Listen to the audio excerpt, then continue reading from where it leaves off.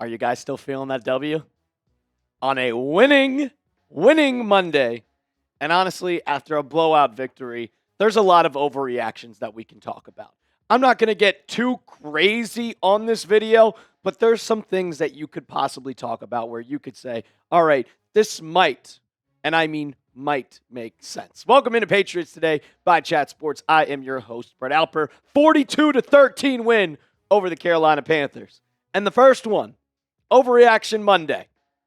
Question for you guys to start the show. What do you think the chances are that the Patriots make the playoffs? What do you think? Because the Steelers won, and that's a tough one, and now they have the tiebreaker. But at 2-2, and the Ravens are going in to 1-3, so now you have the advantage over them.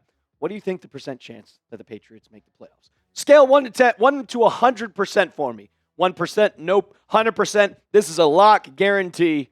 Brett, make your bet. Put that in right now. First overreaction of the Patriots win. And I don't think this is an overreaction at all. I think this is the truth. And the Patriots might have the best special teams in the NFL. And this goes back all the way to the start of the season. In week 2 against the Miami Dolphins, Antonio Gibson runs back at kickoff. I mean, hell, even in preseason, Treveyon Henderson runs back at kickoff. And in Sunday's game against the Carolina Panthers, Marcus Jones set a record. This comes from Mike Reiss, and this was during the game. Marcus Jones, 167 punt return yards are the most by a Patriots player in franchise history. Breaks Mike Haynes' old record of 156. That just shows how good Marcus Jones is from a standpoint on punt return. You could go back just how good he is. I mean, do you remember the Jets game from a couple years ago where it was absolutely nothing? Marcus Jones takes the punt return back for a touchdown. They are a threat every single time you kick the ball to him. And you give Marcus Jones the littlest of space. The littlest. He had barely any room to run. I thought he was going to fair catch it. And he takes the punt return for a touchdown. Then he gets another one and had one man to beat and got tackled by the punter after another 61-yarder. It is insane to see. And Brennan Schooler, an amazing player as a gunner. This special teams, I think, is truly one of the best in the NFL. Second overreaction. And I know people might think I'm crazy for this. People might think I'm absurd and insane. But Drake Maye is proving in his second year that he is the best quarterback of this 2024 draft class. Caleb Williams, Jaden Daniels did make it to an NFC Championship game. But he's been a little bit questionable, coming into this season. He is hurt. He did miss the last 2 games for Washington, and we could see that Washington did lose on Sunday to the Atlanta Falcons, and they missed him. But Drake Maye, week in and week out, has proved himself that he is one of the best quarterbacks coming out of this draft class. Just in week 4, 14 for 17. The completion percentage is perfect. I'm not complaining at all. There was 2 passes that hit the ground, and I'm like, all right, Drake, it's all right here.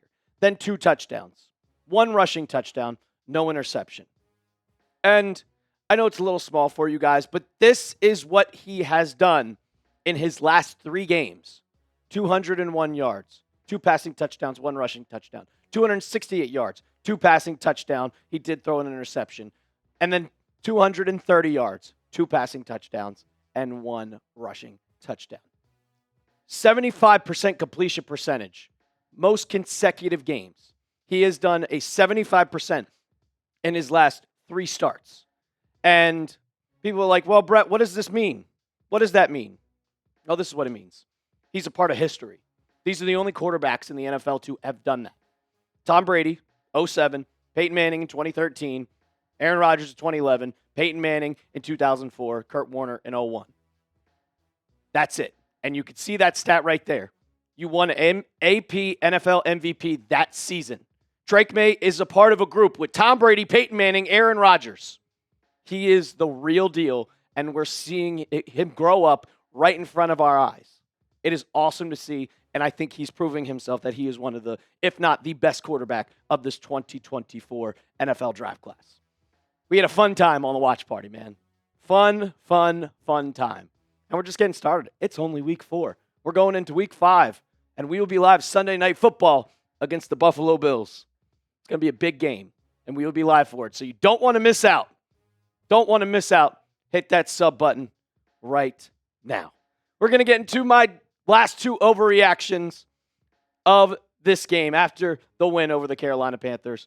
But I got to tell you about our sponsor of today's show, and that is Prize Picks. You and I make decisions every day, but on Prize Picks, being right can get you paid. Don't miss any of the excitement this season on Prize Picks, where it's good to be right. Prize Picks is simple to play. Just pick more or less on 2 to 6 player stat projections. If you get your picks right, you could cash in. Prize Picks is the best way to win cash this football season. Which players are going off? Which ones aren't?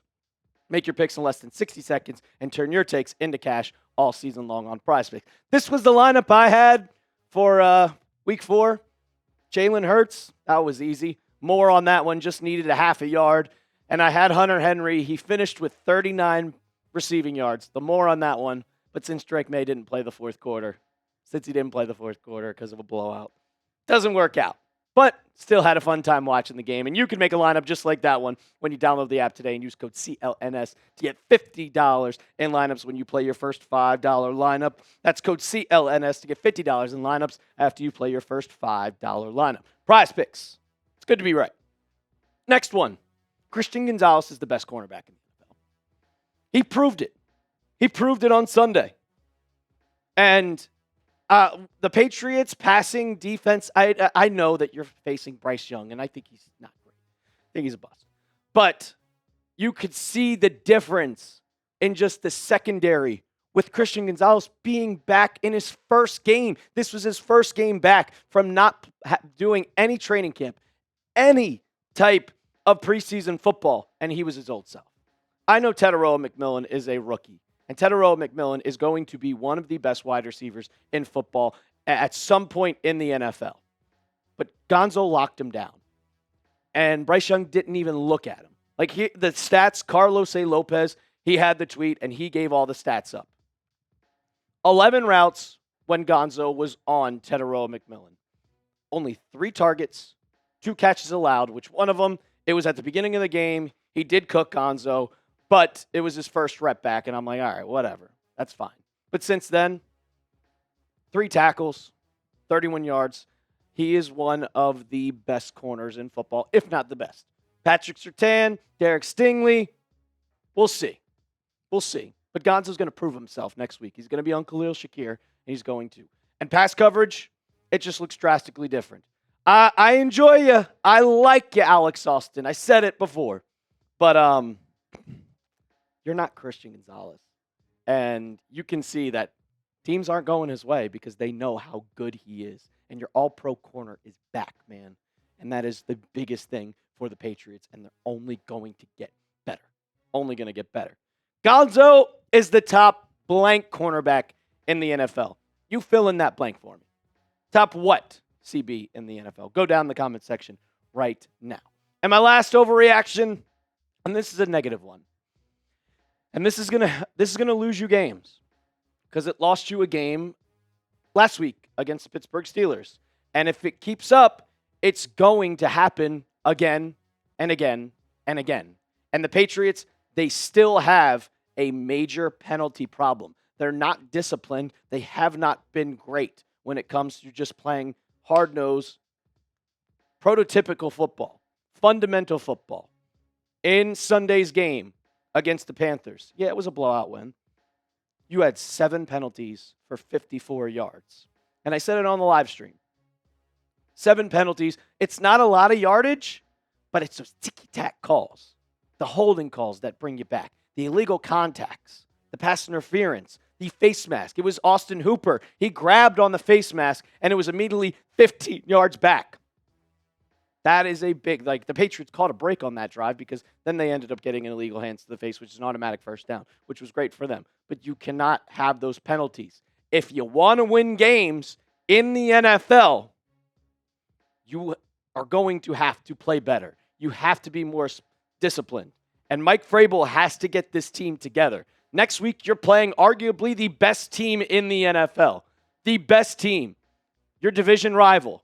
And if you show up and you have 7 penalties for 54 yards, and Treveyon Henderson, I hope you're good. I hope you're good at pass blocking, because you are a liability right now when it comes to pass protection. Got called for another holding call during Sunday's game. There's a reason why Ramondre Stevenson got the start again. They trust him. And Henderson, he's great. He scored his first touchdown, which is amazing to him. Great in the pass catching game.